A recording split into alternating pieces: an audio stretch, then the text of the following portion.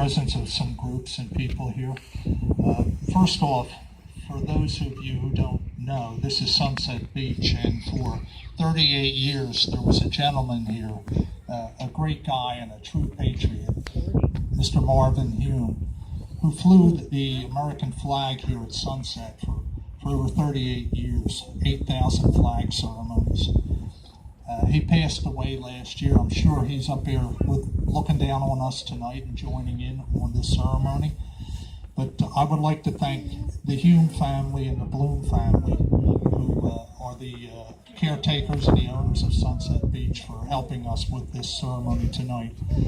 I would also like to acknowledge the presence of Janice Pansini Gomez, the wife of the fireman Paul Pansini, who was killed on 9/11, and their 3 children, PJ, Ann, and Claire. And Janice's husband, Ron Gomez, is here also. I have a number of other acknowledgments, and I'm sure I'm going to miss some people, so my apologies as I go along here. We have the Cape May Point Deputy Mayor Anita Van Heeswick, the Lower Township Police Department, the Middle Township and Wildwood Police Departments, the Cape May Police Department, the Irma Fire Company, the Town Bank Volunteer Fire Company, the Villas Volunteer Fire Company, the Cape May Point Volunteer Fire Company, the West Cape May Fire Company, the Lower Township Rescue Squad, and the Red Knights chapters from Pennsylvania and New Jersey. And I would ask that the New Jersey Red Knight chapter number 31, Alan, I think you're here. He has a presentation real quick to make. First, I'd like to thank everybody for being here. I'd like to thank all the Red Knights International chapters from Pennsylvania and New Jersey, and the other ones that also rode here with us. We had over 60 bikes. I'd like to now present you with a check for the Wounded Warrior Project of $225. Oh, very nice. Thank you. You're most generous. There you go. Hold on a second. Come on back here now, please. There's some fans here. Tino.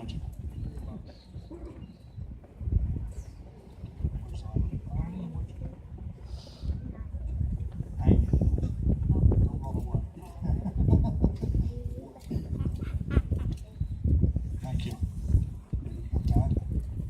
Okay. I also would like to acknowledge the presence of Councilman Conrad from Lower Township and Lower Township Manager Jim Ridgway. And if there's anybody else we missed, please step up here and let us know. We don't want to leave you out. We got the police department here and various members from Lower Township right behind me. Okay, at this point, I'd like to introduce West Cape May Mayor Pam Cather for a few moments.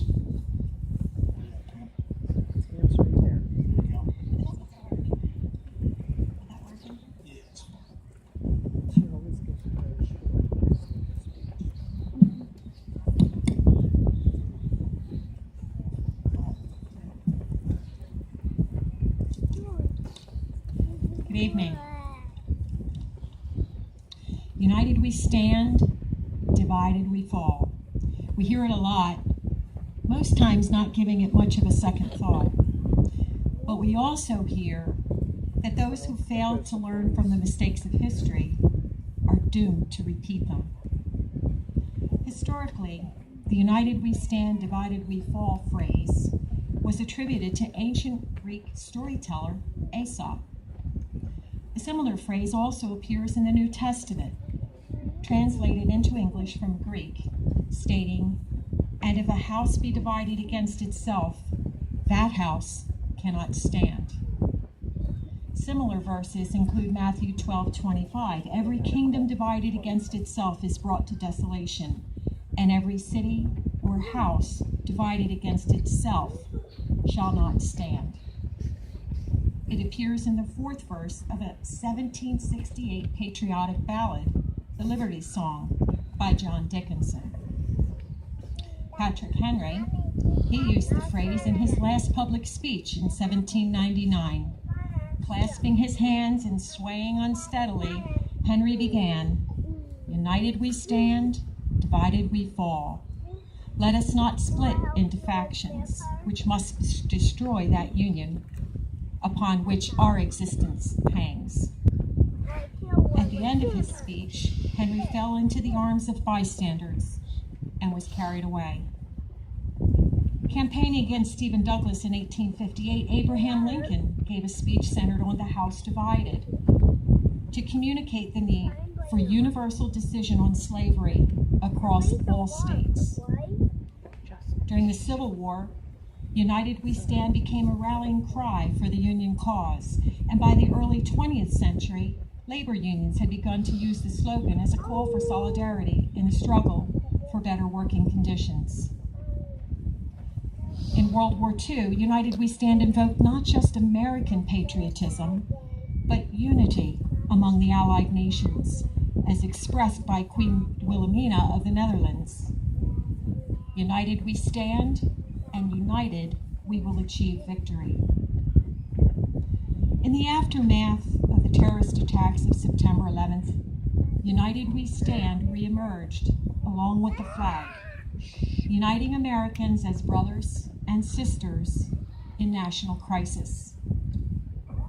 Today, I ask you, as a symbol of unity, to join hands with your brothers and sisters beside you. Join hands.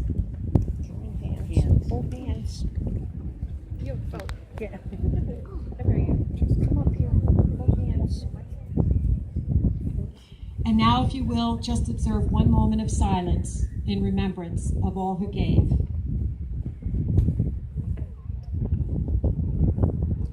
We will always remember, for united we stand, divided we fall. God bless.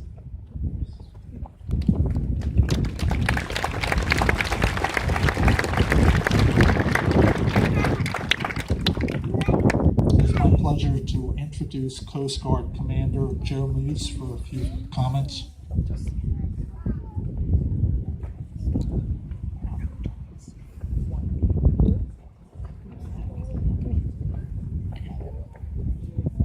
Thank you. With so many distinguished guests, it's truly an honor to get to speak tonight.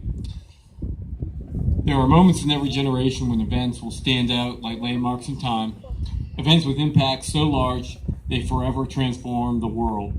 And when someone asks the question, where were you when, you are instantly transported back in time where you can recall in vivid detail where you were when it happened.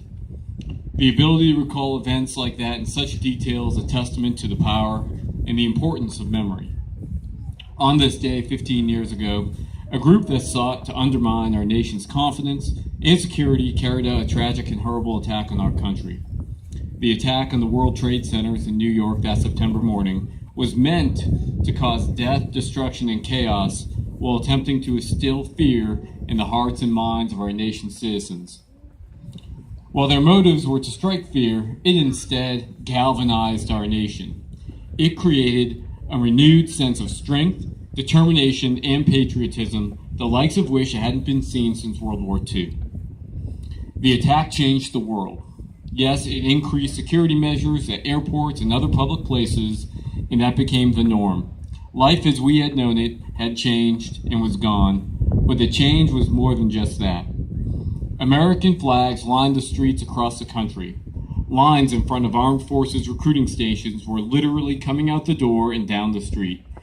The American people shared a common goal, which was to bring those responsible to justice. It changed the world, and we vowed to never forget. While most of the young men and women who come through the training center now were very young children at the time of the attack, their patriotism and drive is born from that post-9/11 world that we live in.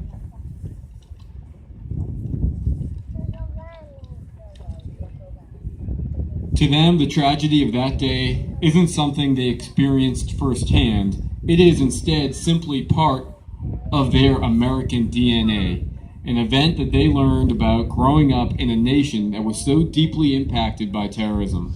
They are the proud products of the strength, determination, and patriotism that were strengthened that day.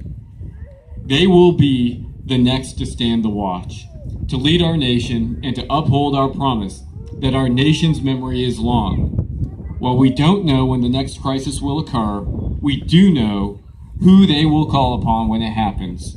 They will call upon the men and women of the armed forces, police officers, and firefighters. The recruits of today, as well as those other first responders, are the line in the sand for those who threaten our way of life, just as the generations of men and women before them have been. It is their selfless service that represent the very best our nation has to offer. As we gather today to remember and honor those that were lost during that tragedy, let us also take time to celebrate the strength that we found when, as a nation, we faced adversity and rose to the challenges. For that is what America does best, and why we just as important now as it was then is to never forget. May God bless our nation and our Coast Guard. Semper Paratus.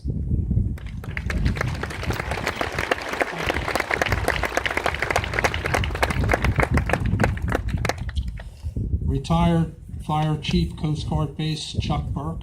Is he available for a moment? All right, how's everybody doing tonight? This was kind of a last minute thing. I'm just coming up here. This is my 4th ceremony I've been to, so bear with me if I get a little emotional here. My name is Chuck. I've been doing this, I've been in the fire service a little over 40 some years. I retired from the Coast Guard base about 9 years ago. I know a lot of the guys from Town Bank and the other fire departments all know me pretty well, and they know I speak from the heart. And this is what this is going to be all about, right from the heart, even though I get nervous sitting in front of it. First of all, I just want to go where we are today. And where we are today, that we're still fighting a lot of the problems that we had 15 years ago. What I mean by that, this time last year, we were fighting for health benefits. Our Congress at this time last year was playing games with the firefighters and not knowing whether they were going to pass the health benefits to continue on for the health for the firefighters that are still suffering immensely. And just about 2 days before Christmas, they finally approved it of last year. Thanks to the politicians, they helped us out there. Since 2014, related cancers have tripled in the fire service for firefighters that were up there at 9/11. That's tripled just in 2 years. 15 years since the attack, every state in America has had at least one resident that has been sick from 9/11 related illnesses. As of June 30th, 2016, over 5,400 first responders and others who lived, worked, or went to school in downtown Manhattan had come down with 9/11 related cancers due to breathing the toxic dust and fumes from Ground Zero. As of right now, over 1,140 people have died from cancer from being up there at the World Trade Center. A lot of firefighters, police, EMS, dispatchers are suffering from PTSD. New 9/11 linked cancers are being certified between 10 and 15 per week. This is a report that just came out about 2 weeks ago. So roughly about every week we're getting 10 to 15 new cases of cancer. 17 firefighters from New York City were just added to the World Trade Center Memorial just last week. Since the day of 9/11, 127 firefighters have died. We all know that 343 perished on the day of 9/11. So that brings a total of roughly about 147 firefighters have died. And this is an interesting fact I just found out just the other day. The youngest passenger on one of the hijacked jets was a 2-year-old girl on Flight 175. And she was on her first trip to Disneyland. That kind of hits home a little bit, at least to me. Some of the things I experienced and where I was when 9/11 happened. I had just left Cape May. I had a doctor's appointment up outside of the Philadelphia area. I just got up in the Philadelphia area right before the tower got hit. On the radio, I heard, one of the planes went into one of the towers. I went home because I was a little early for my doctor's appointment, so I sat and I watched TV for a little bit. Next thing you see another tower getting hit, and then sooner or later there was the Pentagon, and then the other incident of the plane crash out in Pennsylvania. Something here was going on. So within a few hours, my pager's going crazy, the phone's going crazy. You got to come back to the training center, fire department. Cape May, I was up in Pennsylvania, looking about